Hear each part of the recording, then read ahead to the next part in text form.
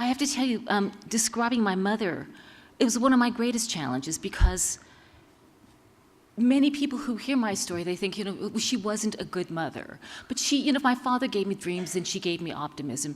She said, as I said, she's an artist.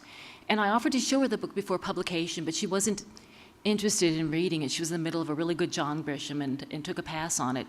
And only read it once it became a bestseller. And she said, I disagree with certain aspects of what you wrote, but you had to write the truth tell the truth as you saw it, and that's fine with me. And she's actually been great about helping me promote it. She went on Primetime Live with me, was interviewed by People magazine and Vanity Fair. She went on the Oprah Winfrey Show with me. That was a hoot and a half. Because my mother at the time she was homeless, and actually she was living in an abandoned building. She was a squatter.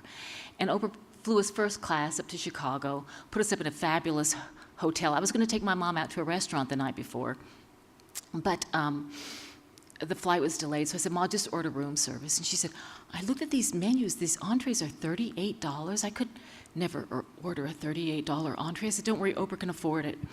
And so she ordered 3 of them. So we were going through security the next day, and I have to say, Oprah had the tightest security of any show I've ever been on. And they patted us all down, and they went through our handbags. And when they opened up Mom's handbag, they pulled out a sirloin steak, and then they pulled out a salmon. And I'm sitting there just dying. So, I'm not going to stand up here and pretend that I've completely come to terms with everything from my past. I will always have issues from my past. Anybody who tells you they don't have issues from their past is lying to you. First time my husband tried to eat off my plate, he almost lost his hand. But so, we all got our issues. But so anyway, so Oprah is talking about homelessness and my mother's situation being homeless. And afterwards, Mom comes to me, after the show, Mom comes to me, and I'm still sitting on the dais with Oprah. And my mother says to me in a rather loud voice, Jeannette, I was never homeless. Now, this is before the whole James Fry controversy. I was still like, ixnay, Ma, let's talk about this later. She said, but I was never homeless. And she said, I said, Mom, you lived under the George Washington Bridge for 6 weeks.